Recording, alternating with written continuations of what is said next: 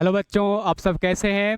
मैं आपका प्यारा अभिषेक आपके सामने क्लास 10th के क्लास 3 हिंद चीन में राष्ट्रवादी आंदोलन का ऑब्जेक्टिव लेकर के आया हूं। मैंने पिछले 2 क्लासों में प्रथम चैप्टर और दूसरा चैप्टर का ऑब्जेक्टिव करा चुका हूं और आज मैं आपके समक्ष चैप्टर 3 का लगभग 45 ऑब्जेक्टिव फिर से लेकर के आया हूं। तो हो सके जितना जल्दी हो सके आप अपने मित्रों के पास, परिवारजनों के पास वीडियो को शेयर करेंगे और सिर्फ हमारे ही वीडियो को नहीं बल्कि और भी जो शिक्षकगण पढ़ाते हैं जीनियस फैक्ट्री के चैनल पर, वो सभी शिक्षकों के वीडियोस को आप अपने दोस्तों मित्रगणों के पास शेयर करेंगे ताकि उन्हें भी इस वीडियो का फायदा मिल सके।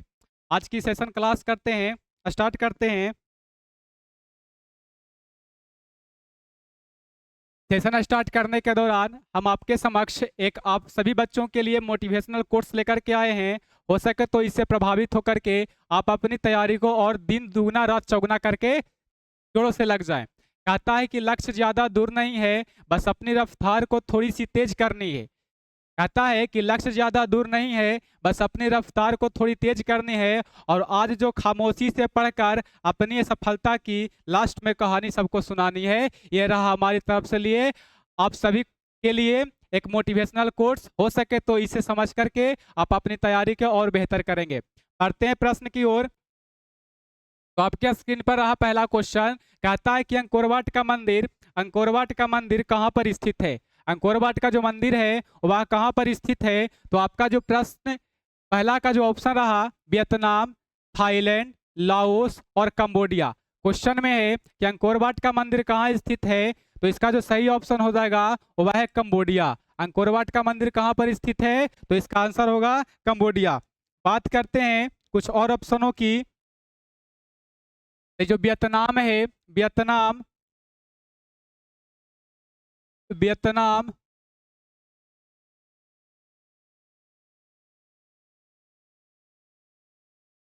या जो वियतनाम है, लाओस है और साथ ही साथ कंबोडिया है, ये सभी देश हिंद चीन के अंतर्गत आते हैं। हिंद चीन के अंतर्गत आते हैं। ये वाला प्रश्न आपसे पूछता है कि निम्नांकित में से कौन सा देश हिंद चीन देश के अंतर्गत आते हैं, तो आपका आंसर होना चाहिए वियतनाम, लाओस और कंबोडिया। आपका क्वेश्चन था अंकोर वाट का मंदिर कहाँ पर स्थित है, तो इसका आंसर हो जाएगा कंबोडिया। अगला प्रश्न आपके सामने है। कहता है कि हिंद चीन पहुंचने वाला प्रथम व्यापारी कौन था। हिंद चीन पहुंचने वाला प्रथम व्यापारी कौन था। तो आपका ऑप्शन है इंग्लैंड वासी। आपका ऑप्शन जो रहा कहता है इंग्लैंड वासी, दूसरा ऑप्शन है फ्रांसीसी, तीसरा ऑप्शन है पुर्तगाली और चौथा ऑप्शन है डच। तो हिंद चीन पहुंचने वाले जो प्रथम व्यापारी थे वे थे पुर्तगाली। इसका जो सही आंसर होगा वह ऑप्शन नंबर सी पुर्तगाली सही होगा। अगला प्रश्न कहता है कि हिंद चीन में बसने वाले फ्रांसीसी को क्या कहते थे। हिंद चीन में जो लोग फ्रांसीसी थे उनको क्या कहा जाता था। आपका ऑप्शन है फ्रांसीसी, ऑप्शन दूसरा में शासक वर्ग, ऑप्शन तीसरा में कोलोन और ऑप्शन चौथा में है जनरल। तो इसका जो सही आंसर होगा वह होगा कोलोन। ऑप्शन नंबर सी इसका सही आंसर है। हिंद चीन में बसने वाले फ्रांसीसी को क्या कहा जाता था बच्चों, तो कहा जाता था कोलोन। अगला प्रश्न है कि नरोत्तम सिंहानुक कहाँ के शासक थे। नरोत्तम सिंहानुक जो थे वे कहाँ के शासक थे। आपके सामने ऑप्शन है वियतनाम के, लाओस के, थाईलैंड के या कंबोडिया के। नरोत्तम सिंहानुक के कहाँ के शासक थे, तो इसका जो सही आंसर होगा वह होगा कंबोडिया। ऑप्शन नंबर डी इसका सही आंसर है। थाईलैंड को हम लोग सफेद हाथियों की भूमि बोलते हैं। थाईलैंड को सफेद हाथियों की भूमि बोलते हैं। अगला प्रश्न आप सभी के सामने है। कहता है कि the history of the loss of Vietnam किसने लिखा। The history of the loss of Vietnam किसने लिखा। आपके सामने ऑप्शन है हो ची मिन, ऑप्शन दूसरा में फोन बोई चाऊ, ऑप्शन तीसरा में कुआंग और ऑप्शन चौथा में त्रिभु। तो इसका जो सही आंसर होगा वह होगा फोन बोई चाऊ। ऑप्शन नंबर बी इसका सही आंसर है। फोन बोई चाऊ the history of the loss of Vietnam के रचनाकार हैं। इसका हिंदी अर्थ किया जाए तो इसका हिंदी अर्थ होता है, हिंदी अर्थ वियतनाम की नुकसान का इतिहास, नुकसान का इतिहास। तो हिंदी में भी प्रश्न पूछ सकता है करके कि वियतनाम की नुकसान का इतिहास पुस्तक के रचनाकार कौन है, तो फॉन बोई चाउ। और यदि पूछा जाए the history of the loss of Vietnam के रचनाकार कौन है, तो उसका भी आंसर होगा फॉन बोई चाउ। बढ़ते हैं अगले प्रश्न की ओर। अगला प्रश्न कहता है कि मार्च 1946 ईस्वी में, मार्च 1946 ईस्वी में फ्रांस और वियतनाम के बीच होने वाले समझौता को और किस नाम से जाना जाता है। मार्च जो 1946 ईस्वी में फ्रांस और वियतनाम के बीच जो समझौता हुआ था उसे और किस नाम से जाना जाता है। तो बच्चों हम लोग जानते हैं कि मार्च 1946 में तो फ्रांस और वियतनाम के बीच में जो होने वाला समझौता था उसको हम लोग हनोई समझौता के नाम से जानते हैं। तो मार्च 1946 में कौन सा समझौता हुआ था, तो हनोई समझौता हुआ था। और किन देशों के बीच हुआ था, तो फ्रांस और वियतनाम के बीच हुआ था। जेनेवा समझौता की बात करें तो जेनेवा समझौता हुआ था 1954 ईस्वी में। इस बात को आप सभी ध्यान में रखेंगे। अगला प्रश्न कहता है, अगला प्रश्न है कि किस प्रसिद्ध दार्शनिक ने एक अदालत लगाकर अमेरिका को वियतनाम युद्ध के लिए दोषी करार दिया। किस प्रसिद्ध दार्शनिक ने एक अदालत लगाकर वियतनाम युद्ध के लिए अमेरिका को दोषी करार दिया था। आपका ऑप्शन है रसेल, ऑप्शन 2 में हो ची मिन, ऑप्शन 3 में नरोत्तम सियानुक और ऑप्शन डी में है रूसो। बात किया जाए इसके आंसर की तो इसका जो आंसर होगा, इसका आंसर होगा किस प्रसिद्ध दार्शनिक ने एक अदालत लगाकर अमेरिका को वियतनाम युद्ध के लिए दोषी करार दिया। तो इसका जो सही आंसर होगा वह होगा रसेल। रसेल ने अमेरिका को वियतनाम युद्ध के लिए दोषी करार दिया था। यहाँ पर जो रूसो है ये फ्रांस के दार्शनिक थे। रूसो जो थे या फ्रांस के दार्शनिक थे। इस बात को आप लोग याद रखेंगे, बोर्ड में पूछता है कि रूसो निम्नलिखित में से क्या थे, तो रूसो जो थे वह फ्रांस के दार्शनिक थे। अगला प्रश्न आप सभी के सामने है कि हिंद चीन क्षेत्र में अंतिम युद्ध समाप्ति के समय अमेरिका के राष्ट्रपति कौन थे। हिंद चीन क्षेत्र में जो अंतिम युद्ध हुआ था उस समय अमेरिका के राष्ट्रपति कौन थे। आपके सामने ऑप्शन है बॉन्सीगटन, ऑप्शन 2 में निक्सन, ऑप्शन सी में जॉर्ज बुश और ऑप्शन डी में रूजवेल्ट। तो हिंद चीन क्षेत्र में अंतिम युद्ध समाप्ति के समय जो अमेरिका के राष्ट्रपति थे वह थे जॉर्ज निक्सन थे। कौन थे बच्चों, तो जॉर्ज निक्सन थे। और जो बॉन्सिंगटन की बात करें तो इनका पूरा नाम हुआ जॉर्ज बॉन्सिंगटन, जॉर्ज बॉन्सिंगटन। और ये कौन थे, तो ये अमेरिका के प्रथम राष्ट्रपति थे। अमेरिका के प्रथम राष्ट्रपति थे, प्रथम राष्ट्रपति थे। बढ़ते हैं अगले प्रश्न की ओर। अगला प्रश्न कहता है कि हुआ हुआ आंदोलन किस प्रकृति का था। हुआ हुआ जो आंदोलन हुआ था वह किस प्रकृति का था। आपके सामने ऑप्शन ए में है क्रांतिकारी, ऑप्शन बी में है धार्मिक, ऑप्शन सी में है साम्राज्यवादी समर्थक और ऑप्शन डी में है क्रांतिकारी धार्मिक। आपका जो क्वेश्चन है कि हुआ हुआ आंदोलन किस प्रकृति का था, तो ये जो आंदोलन था वह एक प्रकार का क्रांतिकारी धार्मिक प्रकृति का था। इस बात को आप सभी ध्यान रखेंगे और याद रखेंगे। बढ़ते हैं अगले प्रश्न की ओर। अगला कहता है कि जेनेवा समझौता कब हुआ था। पीछे भी हम करा चुके हैं कि जेनेवा समझौता सन 1954 ईस्वी में हुआ था। जेनेवा समझौता कब हुआ था, 1954 ईस्वी में। अगला प्रश्न है कि वियतनाम का एकीकरण कब पूर्ण हुआ। वियतनाम का जो एकीकरण हुआ था वह कब पूरा हुआ, और वियतनाम 2 टुकड़ों में विभाजित हो गया था। एकीकरण के दौरान वियतनाम जो था, वियतनाम यह 2 टुकड़ों में विभाजित हो गया था। 2 टुकड़ों में विभाजित हो गया था। एक था उत्तरी वियतनाम, उत्तरी वियतनाम, और दूसरा था दक्षिणी वियतनाम, दक्षिणी वियतनाम। तो आपके इस सवाल का जो आंसर होगा वह होगा 1875 ईस्वी। अर्थात वियतनाम का एकीकरण कब पूरा हुआ, तो 1875 ईस्वी में इसका एकीकरण पूरा हुआ था। अगला प्रश्न आप सभी के सामने है कि अनामी दल के संस्थापक कौन थे। ये वाला प्रश्न बोर्ड एग्जामिनेशन में पूछा हुआ है और हो सके तो 2025 में भी पूछ सकता है कि अनामी दल के जो संस्थापक थे वह कौन थे। आपके सामने ऑप्शन रहा जॉन गुयेनाई, ऑप्शन है जॉन गुयेनाई, ऑप्शन में जॉन गुयेनाई, ऑप्शन बी में होचिमिन, ऑप्शन सी में बाओदाई और ऑप्शन डी में फॉन्चू त्रिन। आपका क्वेश्चन है कि अनामी दल के संस्थापक कौन थे। ऑप्शन के अनुसार जॉन गुयेनाई, होचिमिन, वाओदाई या फॉन्त्रुचिन। तो इसका जो सही आंसर होगा वह होगा जॉन गुयेनाई। अनामी दल के संस्थापक कौन थे बच्चों, तो जॉन गुयेनाई थे। और होचिमिन का जो शाब्दिक अर्थ होता है वह होता है पथ प्रदर्शक होता है, पथ प्रदर्शक होता है। और ये जो बाओदाई था यह अंतिम सम्राट था, अंतिम सम्राट था। वियतनाम का अंतिम सम्राट कौन था बच्चों, तो बाओदाई था। अगला प्रश्न आपके सामने है, कहता है कि दिएन बियन फू के युद्ध में कौन बुरी तरह से पराजित हुआ।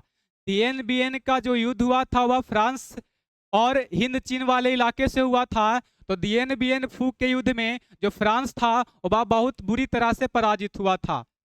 अगला प्रश्न आप सभी के सामने है कि क्रांतिकारी संगठन दुई तान होई, दुई तान होई के नेता कौन थे। दुई तान होई एक प्रकार का क्रांतिकारी संगठन था और इसका जो नेतृत्व कर रहे थे उस नेता का नाम था फॉन बोई चाओ। अर्थात दुई तान होई के नेता कौन थे, तो फॉन बोई चाओ थे। इस बात को आप सभी याद रखेंगे। अगला प्रश्न आप सभी के सामने है, कहता है कि जापान ने हिंद चीन पर कब अधिकार जमाया। जापान जो था हिंद चीन पर अपना अधिकार कब स्थापित किया। आपका जो ऑप्शन है 1939, 1940, 1941 या 1942। तो बात किया जाए जापान हिंद चीन पर अधिकार कब जमाया, तो ऑप्शन के अनुसार 1940 ईस्वी में अपना अधिकार जमाया था जापान ने हिंद चीन पर। बात किया जाए ऑप्शन नंबर ए 1939 में, 1939 में तो इसमें द्वितीय विश्व युद्ध की शुरुआत हुई थी। द्वितीय विश्व युद्ध की शुरुआत हुई थी, शुरुआत हुई थी। बात किया जाए 1942 ईस्वी के बारे में तो 6 दिसंबर 1942 को भारत छोड़ो आंदोलन, भारत छोड़ो 1942 ईस्वी में भारत छोड़ो आंदोलन की शुरुआत हुई थी। भारत छोड़ो आंदोलन की शुरुआत हुई थी। अगला क्वेश्चन है, क्या स्कॉलर्स विद्रोह कब हुआ। स्कॉलर्स विद्रोह की शुरुआत कब हुई थी, तो आपका ऑप्शन है 1868 ईस्वी, ऑप्शन बी में है 1872 ईस्वी, ऑप्शन सी में है 1866 ईस्वी और ऑप्शन डी में है 1864 ईस्वी। तो इसका आंसर आप लोग कमेंट में लिखें कि स्कॉलर्स विद्रोह कब हुआ था। आपका ऑप्शन में है 1868, 1872, 1866 और 1864 ईस्वी। तो बता दें कि जो स्कॉलर्स विद्रोह हुआ था वह हुआ था 1868 ईस्वी में। स्कॉलर्स विद्रोह हुआ था 1868 ईस्वी में। अगला प्रश्न आप सभी के सामने है कि पुर्तगालियों ने कहाँ अपना केंद्र बनाया। पुर्तगाली जो थे उन्होंने अपना केंद्र कहाँ पर बनाया। पुर्तगालियों ने अपना जो केंद्र बनाया था वह बनाया था मलक्का नामक स्थान पर। इस बात को आप याद रखेंगे। अगला जो प्रश्न है, कहता है कि वियतनाम युद्ध की समाप्ति के समय अमेरिका के राष्ट्रपति कौन थे। यह वाला क्वेश्चन हो चुका है, इसका आंसर होगा निक्सन। अगला प्रश्न है कि हो ची मिन्ह का शाब्दिक अर्थ क्या है। यह वाला भी प्रश्न हम पीछे करा चुके हैं कि हो ची मिन्ह का शाब्दिक अर्थ क्या होता है, तो पथ प्रदर्शक होता है। इसका आंसर याद रखेंगे। अगला कहता है कि वियतनाम लोकतांत्रिक गणराज्य की स्थापना किस वर्ष हुई थी। वियतनाम लोकतांत्रिक गणराज्य की स्थापना किस वर्ष हुई थी। आपका ऑप्शन है 1943 ईस्वी, 1944 ईस्वी, 1945 ईस्वी और 1946 ईस्वी। तो वियतनाम लोकतांत्रिक गणराज्य की जो स्थापना हुई थी वह हुआ था 1945 ईस्वी में। इस बात को आप ध्यान रखेंगे। अगला प्रश्न कहता है कि अंकोर वाट के मंदिर का निर्माण किसने करवाया था। अंकोर वाट का जो मंदिर था उसका निर्माण किसने कराया था? आपका जो ऑप्शन है वह है श्रीमार ने, ऑप्शन बी में है कंबु स्वयंभुव ने, ऑप्शन सी में सूर्य वर्मा द्वितीय ने, ऑप्शन डी में है नरोत्तम सिहानुक ने। तो आप लोग बताएं कि अंकोर वाट के मंदिर का निर्माण किसने करवाया था? तो इसका जो सही आंसर होगा बच्चों वह है सूर्य वर्मा द्वितीय ने। अंकोर वाट का मंदिर का निर्माण किसने करवाया? तो सूर्य वर्मा द्वितीय ने इसका सही आंसर है। और अंकोर वाट का मंदिर कहाँ पर स्थित है? स्थित कहाँ पर है? तो यह कंबोडिया में स्थित है,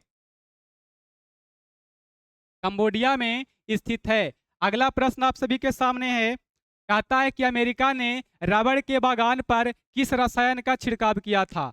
अमेरिका जो था उसने रबड़ के बागान में किस रसायन का छिड़काव किया था? तो आपका ऑप्शन है जहरीला नामक रसायन, नापाम, एजेंट ऑरेंज या माइली। तो माइली तो एक प्रकार का गौन था, एक गौन था, और जो छिड़काव किया था उस रसायन का जो नाम है वह है जहरीला। अमेरिका ने जहरीला नामक रसायन को रबड़ के बागान पर जाकर के छिड़काव किया था। अगले प्रश्न की ओर बढ़ते हैं।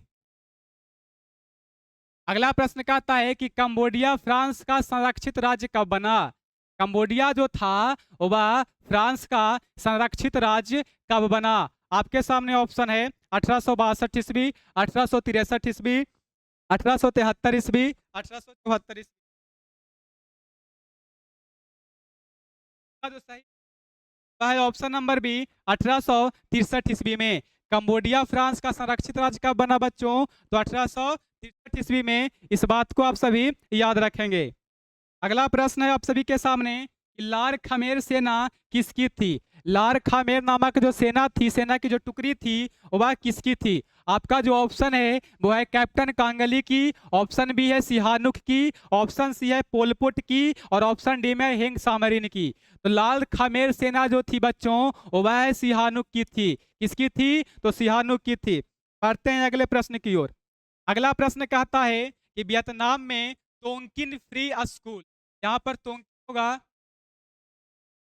तोंकिन फ्री स्कूल किस उद्देश्य से स्थापित किया गया था? जो वियतनाम में जो एक विद्यालय था तोंकिन फ्री विद्यालय की स्थापना का मुख्य उद्देश्य क्या था? विद्यालय की जो स्थापना करने का जो मुख्य था वह था पश्चिमी देशों में शिक्षा देने के लिए, अर्थात पश्चिमी देशों के बारे में जानकारी देने के लिए तोंकिन फ्री स्कूल का मुख्य उद्देश्य था।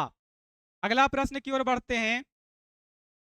कहता है कि नियो लियो हक्सत, नियो लियो हक्सत NLHS किसकी राजनीतिक पार्टी थी? नियो लियो हक्सत NLHS किसकी राजनीतिक पार्टी थी? आपका जो ऑप्शन है वह रहा वियतमिन की, वियतकांग की, फाथेट लाओ की, या option D general Lon Nol की।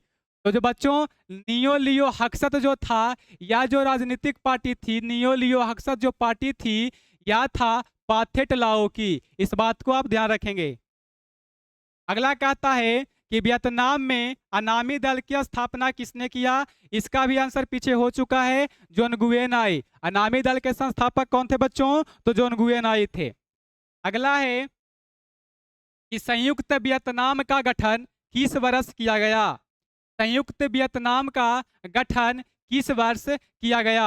आपके सामने ऑप्शन है 1954 ईस्वी, 1968 ईस्वी, 1974 ईस्वी, या 1975 ईस्वी। तो जो संयुक्त वियतनाम का जो गठन हुआ था वह हुआ था 1975 में। इसका ध्यान रखेंगे। अगला कहता है कि हुआ हुआ आंदोलन के प्रणेता कौन थे? हुआ हुआ आंदोलन के प्रणेता कौन थे? इसका आंसर आप लोग लिखेंगे।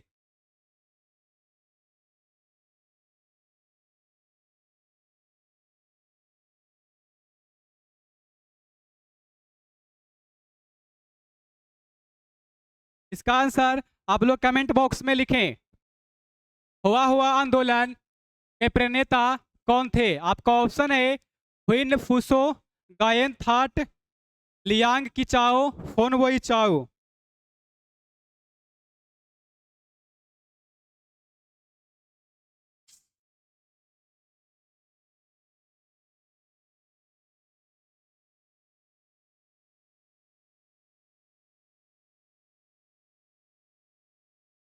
इसका जो आंसर होगा बच्चों वह होगा हुइल फूसो। ऑप्शन नंबर ए इसका सही आंसर होगा। हुआ आंदोलन जो था उसके प्रणेता कौन थे? द हुइल फूसो था। इसका आंसर हो जाएगा ऑप्शन नंबर ए। बढ़ते हैं अगले प्रश्न की ओर। अगला प्रश्न कहता है कि हिंद चीन क्षेत्र में कौन से देश आते हैं? ये वाला प्रश्न हमने पहला क्वेश्चन में ही बता दिया था कि हिंद चीन क्षेत्र के अंतर्गत 3 गो देश आते हैं। 3 देश आते थे आपके बुक के अनुसार। हिंद चीन क्षेत्र में 3 देश आते थे। कौन कौन थे बच्चों? तो वह था कंबोडिया था, वियतनाम था और लाओस था। हिंद चीन क्षेत्र के अंतर्गत जो आने वाले देश थे वह था कंबोडिया था, वियतनाम था और लाओस था। इसलिए जो आपका सही आंसर होगा वह ऑप्शन नंबर सी सही होगा। अगला प्रश्न है कि वियतनाम में स्कॉलर्स रिवोल्ट किसके विरुद्ध हुआ था? वियतनाम में स्कॉलर्स रिवोल्ट किसके विरुद्ध हुआ था? आपका ऑप्शन है सरकारी नौकरियों से वंचित किए जाने के विरुद्ध में, उच्च शैक्षणिक संस्थाओं में प्रवेश पर प्रतिबंध के विरोध में, प्रेस पर लगाए गए प्रतिबंध के विरोध में और ईसाईयत के विरुद्ध। तो इसका आंसर आप लोग लिखेंगे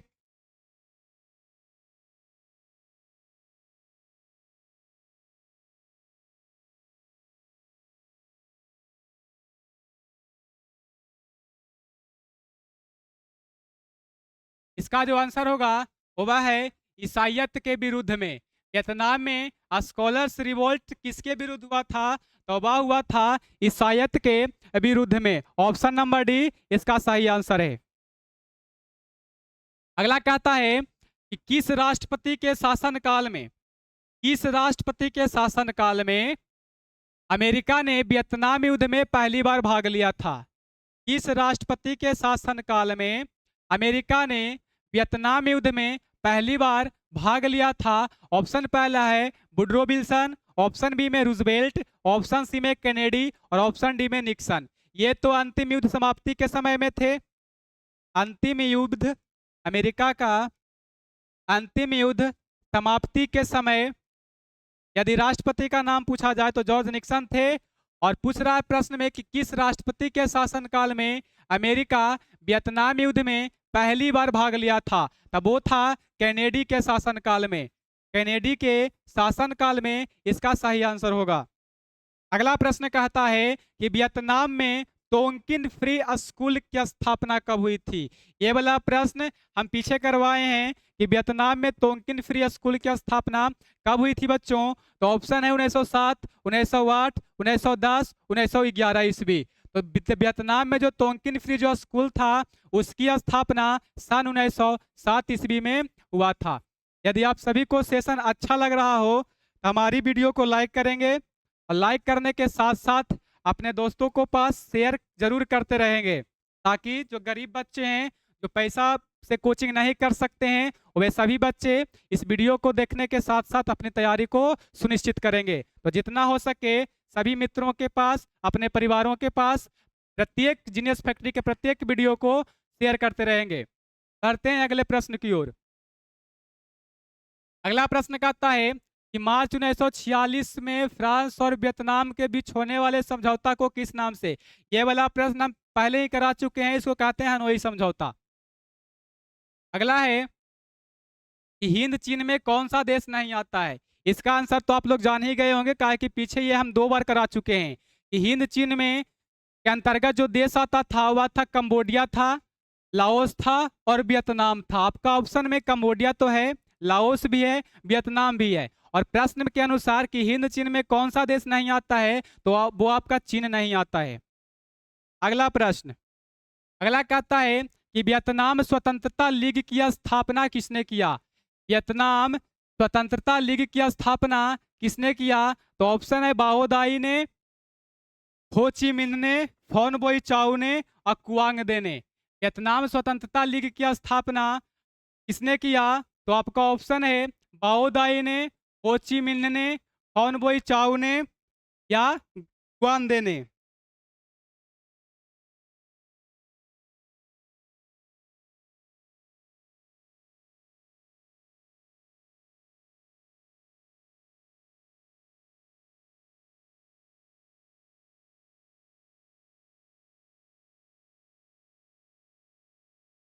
इसका जो आंसर होगा वह हो जाएगा हो ची मिन। वियतनाम स्वतंत्रता लीग की स्थापना किसने किया था? तो हो ची मिन ने किया था। अगला प्रश्न आप सभी के सामने है कि इंडो चाइना को किस देश ने अपने उपनिवेश के रूप में विकसित किया था? इंडो चाइना को किस देश ने अपने उपनिवेश के रूप में विकसित किया था? इसी को हम लोग बोलते हैं हिंद चीन। इंडो चाइना को ही बोला जाता है हिंद चीन कहते हैं। तो हिंद चीन को किस देश ने अपने उपनिवेश के रूप में विकसित किया था? तो इसका सही आंसर होगा पुर्तगालियों ने। अगला कहता है कि हिंद चीन में आने वाले पहले यूरोपीय व्यापारी कौन थे?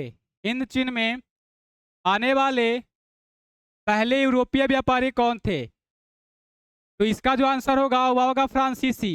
हिंद चीन में जो आने वाले प्रथम यूरोपीय थे वह थे कौन? फ्रांसीसी थे।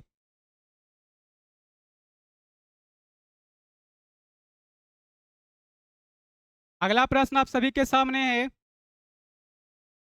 कहता है कि लियोंग किचाऊ कौन थे?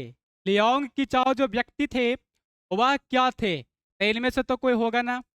वियतनामी क्रांतिकारी ये भी नहीं थे और जापान के दार्शनिक भी नहीं थे।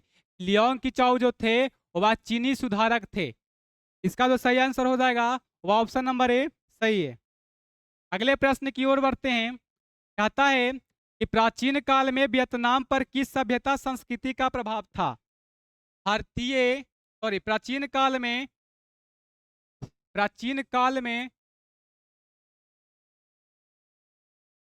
वियतनाम पर किस सभ्यता संस्कृति का प्रभाव था?